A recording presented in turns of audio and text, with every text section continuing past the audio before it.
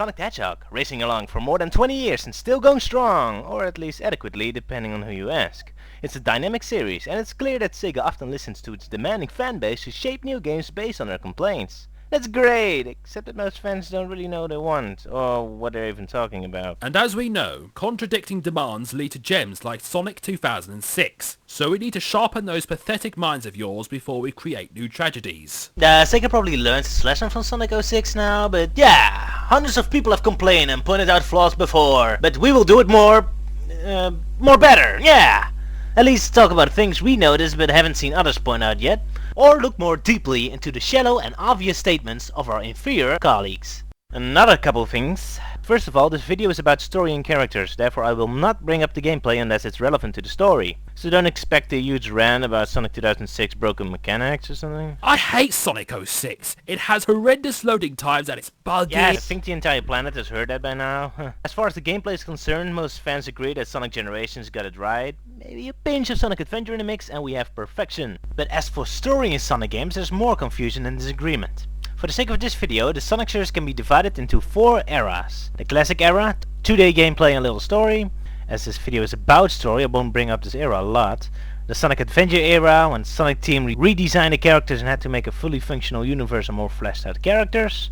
Everything in the kitchen sink era, where Sonic Team lost their groove and went all over the place. And the 4th era, or as my partner likes to call it, the Wacky Adventures of Sonic the Talking Squirrel era. The gameplay is finally near perfect, and Sonic seems to have more focus again. But the story became dumbed down Saturday morning cartoon plots with bad jokes. Hey, I like the jokes. Right, first the elephant in the room, the biggest complaints people seem to have. Sonic has too many characters. Is that right or not? How to fix it? What went wrong?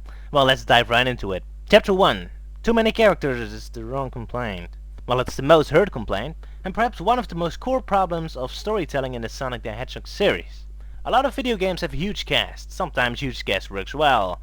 The Suikoden series, Street Fighter, or Trails in the Sky series are good examples of huge casts that work well. Heck, even Mario has a huge cast of characters. So what is Sonic doing wrong? All the extra characters are horrible and horrendous. No, yes they do have some issues and I'll come back to that in future chapters. But for the sake of this chapter, let's ignore how much you hate Charmy and Marine or whatever and whoever, and at least admit the possibility that these characters could work in the hands of a good writer. I think there's too many characters is actually the wrong complaint. When people complain about the characters, they're actually complaining that I hate it when the game forces me to replay the same levels over and over again with minor changes. Here's looking at you, Sonic Heroes. I hate it when the gameplay abruptly changes into something different. Especially when it's badly programmed. Hey, Sonic 2006. My favorite character doesn't get enough screen time because of the other characters. Oh, Shadow wasn't on the screen for 3 seconds. I heard some funny guy on YouTube make a joke about Sonic having too many characters and me having no personality or basic thoughts of my own, brainlessly repeat what they said. That should be the description of every single person on YouTube. The characters are badly written. Oh god. We'll come back to this. I am an elitist jerk who hasn't grown up since the 90s and demands Sonic games to never evolve beyond the Genesis games. Rah! Technology should have stopped after NES was released. And finally, the other characters are completely unnecessary within the story. These are the main issues. Now, most of these complaints are either gameplay decisions or things I'll come back to later. I want to focus on the last one first. Basically, Sonic himself is the core of the problem. Okay now, I really think that Sonic should have split off in 2 separate series, kinda like Mega Man did with Classic Mega Man, Mega Man X, Legends, and etc. Classic Sonic and modern Sonic are like night and day, and I'm not just talking about 2D versus 3D. The character itself works entirely different from a story perspective too. What do you mean, man? Sonic is about being awesome. Always has, always will be.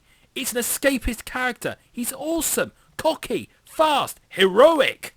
The classic games are about nothing but him kicking robot ass. Empowerment. He doesn't need a million side characters. Well, maybe a sidekick, a rival or 2, maybe a girlfriend that needs saving, but that's it. The only way you can have several playable characters is if you do it Sonic Advance 1 style, instead of making it all 4 characters share the same adventure. They replace each other.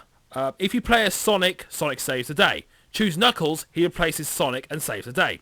Still a simple story with one hero. Quite, but the modern games wanted to tell a more complex story and a larger supporting cast was born. They should never have done that. Whether or not that's a good thing is up to you to decide. I won't make a statement. The point is, they did They did make a complex story, and they did introduce supporting cast. And here's my point. As soon as you introduce a large cast, it's no longer just about empowerment, it's also about balance. So in the classic Sonic games, you have Sonic. Awesome, fast, smart, perfect, whatever. Then you add Tails. In order to give him a purpose in the story, he needs to have unique character elements. So Tails is a smart, down-to-earth guy and likes technical stuff. However, this means Sonic must lack those elements. So he's bad in techno stuff and is too theoretical for his own good. So Tails and Sonic balance each other out. If Sonic was also good in technology and was also down to earth, then Tails' character would be pointless. Well, that's how Sonic and Tails are, so no problem, right? But there's more characters. Add Knuckles and Amy in the fray and they need to have a theme, a thing that Sonic and Tails lack. Knuckles is a strong and noble savage, Amy is a social person. Balance. Every quality Sonic's friends have is a flaw Sonic should have. Sonic? Flaws? This is madness! Indeed, as Sonic's friends only have purpose whenever Sonic has flaws, he doesn't, because...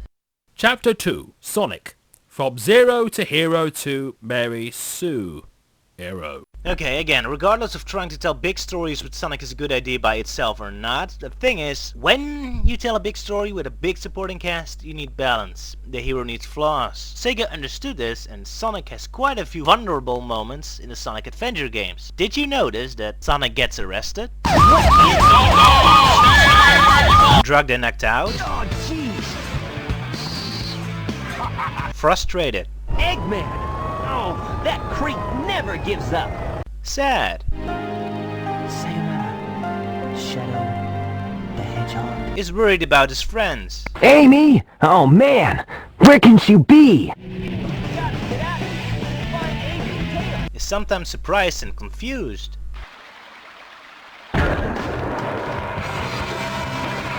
Asks his friend for help. I'm worried about Tails and Amy. I hate to ask, but could you help them? I'm counting on you, Tails. And Amy, take care of yourself. Talks about feelings and worries. He was what he was. A brave and heroic hedgehog. Little small moments, but tiny bits of emotion or weaknesses like this give Eggman the occasional moment of victory. Farewell, my admirable adversary. To build him up as a proper villain, and give Sonic's friends a little purpose, a little heroic moment. Sonic's asked me for the first time to do something for him. I won't let him down.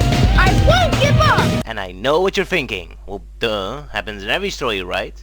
I'll go look at the dramatic scenes of any of the future games and look for a scene where Sonic doesn't act cocky and in control. Ah, he's enjoying this way too much. Cocky and in control. Okay, whatever you are, if you want to avoid an embarrassing beatdown, you better give up now! Cocky and in control.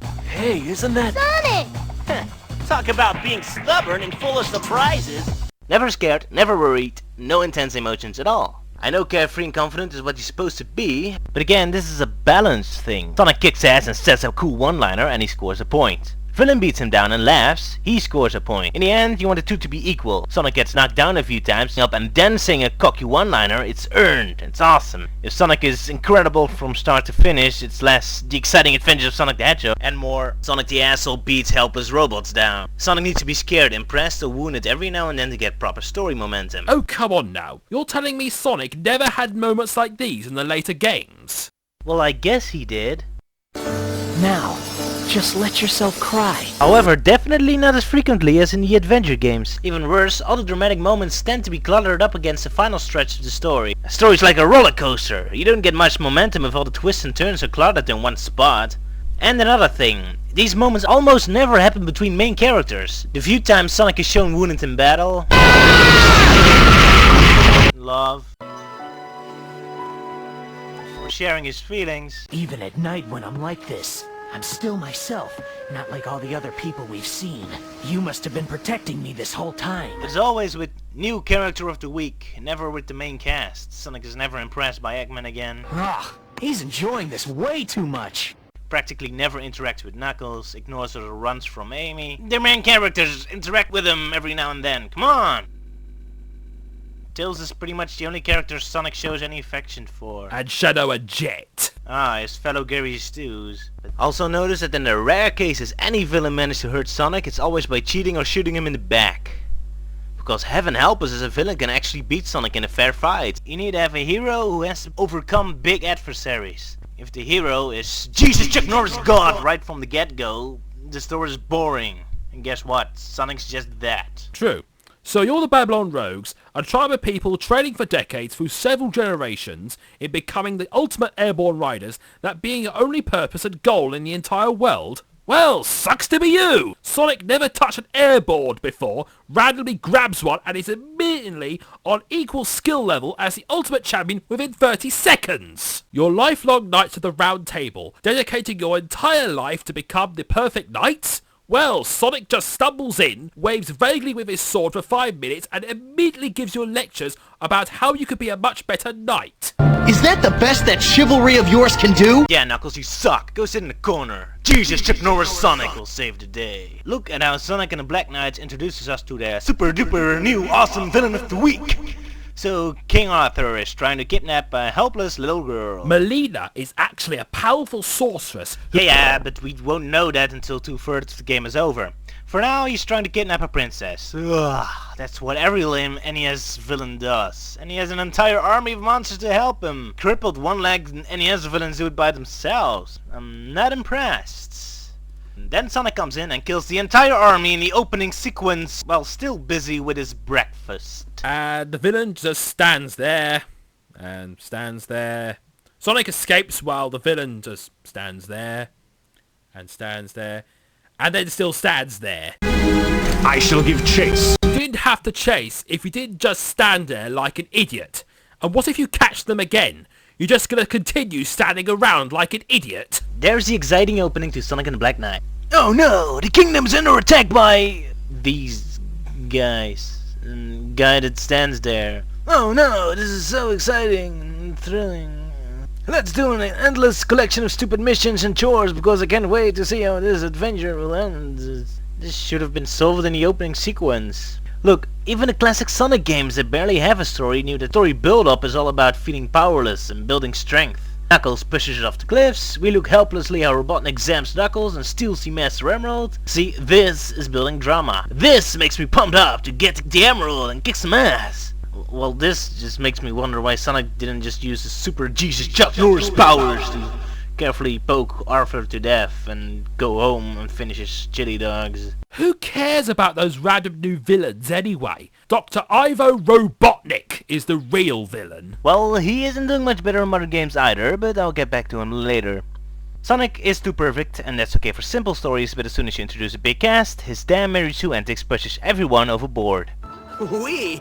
I don't remember you fighting off any insane robots. True. Well, good job to you on inventing a translator that allowed us to speak to the aliens and figure out exactly what we needed to do so we weren't running around the park looking like idiots. Aw, I'm sorry, Tails, but no, you weren't useful at all. By the time you got around translating the Wisp's stupid message, Sonic already destroyed 2 generators. And you know why? Experience has taught me to investigate anything that glows. There you go. Investigate everything that glows. In other words, even without you, he'd ended up destroying all generators anyway. I'm sorry, buddy, it's not your fault. You can possibly be of any use when you're partnered up with Jesus Chuck Norris God, Sonic the Hedgehog. This is the main reason why Sonic's friends are so universally hated. Sonic's post-adventure character isn't accommodating as supporting cast. That, and they're horribly written and annoying. Perhaps, but we'll look into that later. As for the subject of telling a story... Chapter 3. Colorful Exposition. Are stories in Sonic games universally hated? When is a story good and when is it bad? There's no clear answer to that, but I have one big rule. Storytelling rule number 1. It doesn't guarantee your story will be good, but it certainly helps your story in not sucking. You ready? Here goes. Storytelling rule number 1. Don't waste my effing time! Okay, so Sonic 1's story, there's Sonic the Happy Hedgehog or something, and he destroys robots. Okay, sure. I like destroying robots, so that's cool. Maybe there's some story in the manual, but manuals. Dumb story, but it's not wasting my time. Here's a bunch of robots. Go destroy them. Sure, cool. And then Sonic Adventure. So here's like Tails, and he kinda sucks. Crashes the plane, has to be saved. screws up finding the Chaos Emeralds that get stolen and crashes the plane again. But then he gets tired of sucking, so he mans up and finds new Chaos Emeralds and gets a more badass plane and saves Sonic and kicks some ass and saves the city from a missile attack. Hey, cool, it's like character development and stuff. Things happen. I like that. Things happening. It's a good story. Not great, kinda simple and predictable. But hey, it's good. Okay, so now let's look at Sonic Colors. So we open with Sonic and Tails walking on Eggman's theme park base thing, talking. And then we get a flashback of how they got in the theme park, with the elevator. What? Why? This is kinda unsettling and ruins the pacing. Why isn't this elevator scene not at the beginning? Alright, we'll be missing a hilarious joke about Tails being sick. So, then Tails has doubts that Eggman is actually evil. Still, an evil plot? I don't know. So it seems to build up a subplot where Sonic and Tails distrust each other and there might be more behind this mysterious theme park. But then they immediately see Orbot and Cubot capturing aliens. So subplot is immediately cancelled. Why bring this up if you don't do anything with it? You're wasting my time. So Eggman has his laser gun that hypnotizes people. He shoots at Tails and Tails turns against Sonic. Oh, this is exciting. Let's see how the beam wears off and Tails is normal. Oh, I bet Eggman would use his laser again too. Oh, no, he never does. Why even bring it up? Another cancelled subplot. It's a Hypno Ray Beam! That's interesting. You introduce it, so I expect a payoff. Like a big climax where all Sonic's friends are turned against him. That sounds cool, but instead it's a normal fight bad guy to stop evil laser beam from being fired. Essentially, the Hypno Beam in Colors is the same as Sonic Adventure 2's Moon Laser Beam. Let's look at the differences in build-up and payoff. Sonic Adventure 2 introduces the laser beam with one or two simple introduction lines. Weapon capable of destroying an entire planet.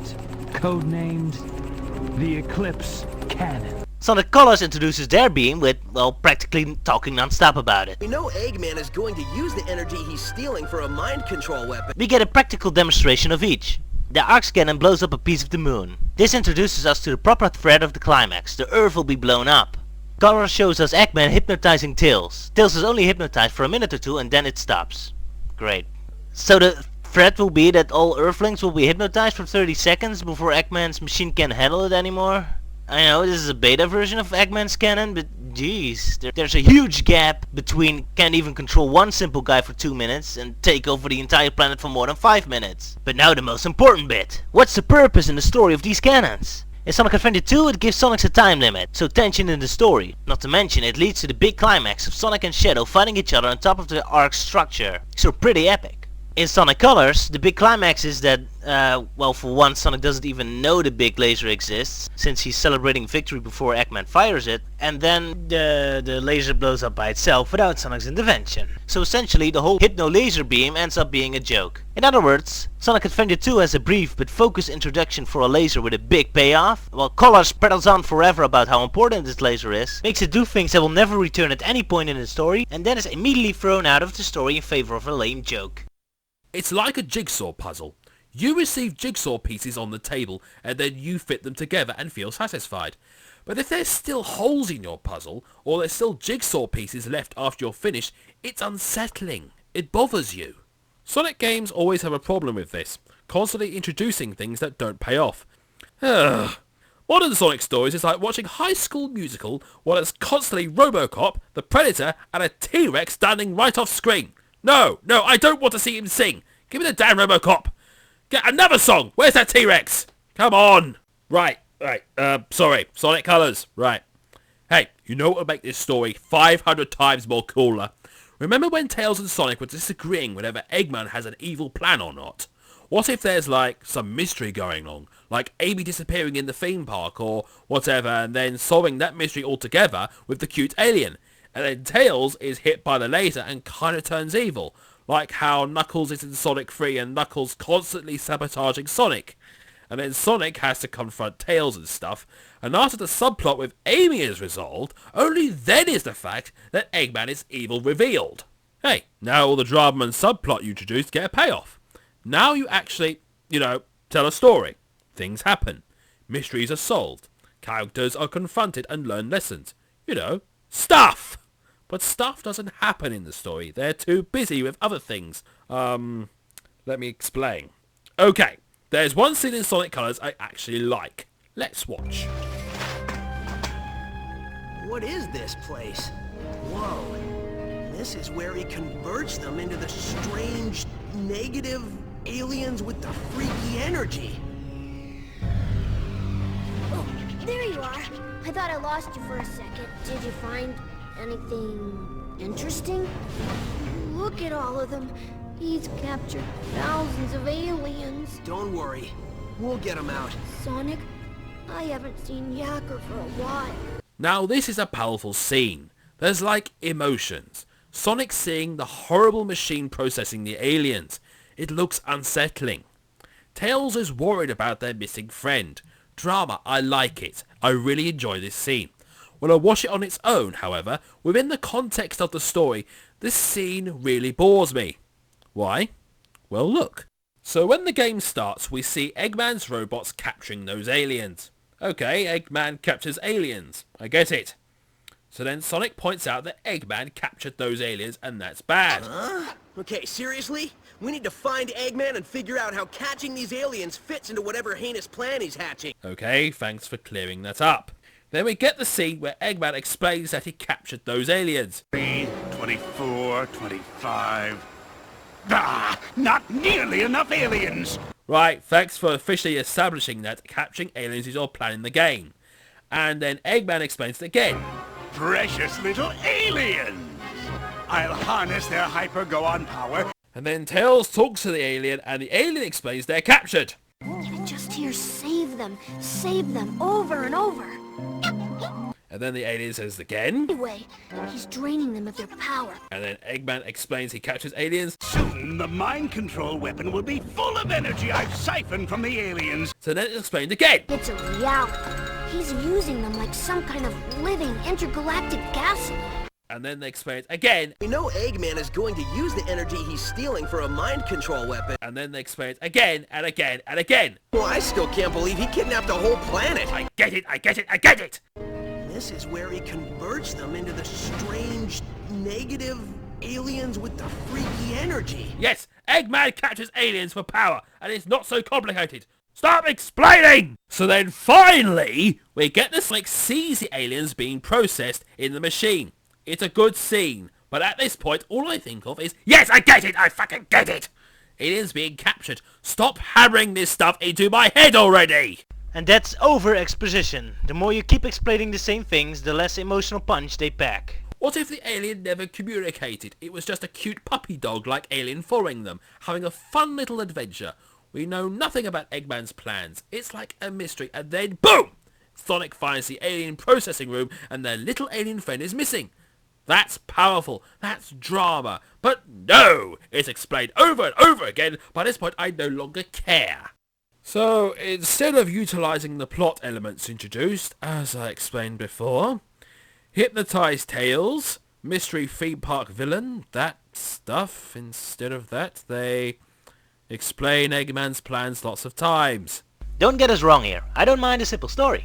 I like to focus on Tails and Sonic, and I don't need the government conspiracies and death and tragic backstories, but I do want writers to know what they're doing. Don't clutter the story up with subplots that go nowhere and are much more interesting than the actual story. And if you tell a simple story, know it's a simple story and don't try to be epic or have 3 hours of cutscenes to tell a simple 10-minute story. Sonic Colors. The gameplay is good, nice and tight, but I don't understand why most people, including you, like the game's story. I'm happy Dr. Eggman is fighting the main villain again instead of some random monster of the week who's going to betray him. Yeah, but he acts too dumb. I like the jokes. They remind me of that old Adventures of Sonic the Hedgehog TV show. Ooh, I'm going to deconstruct that statement. I like how they changed Sonic's voice, so that makes him sound like a surfer dude or a Teenage Mutant Ninja Turtle, like, "Hey man, I'm Sonic! Whoa, bodacious dude!" Oh man, now you make me actually want Sonic to talk like that. More Sonic Colors in future chapters. This is where part 1 of our Sonic analysis ends. Tune in future episodes where we explore why Sonic Adventure 2 works as a story, why Unleashed fails to capitalise on the same ideas, take a look at the evolution of good old Dr. Robotnik, see what kind of character Amy Rose was before the writers turned her into an insane psychopath, and much, much more.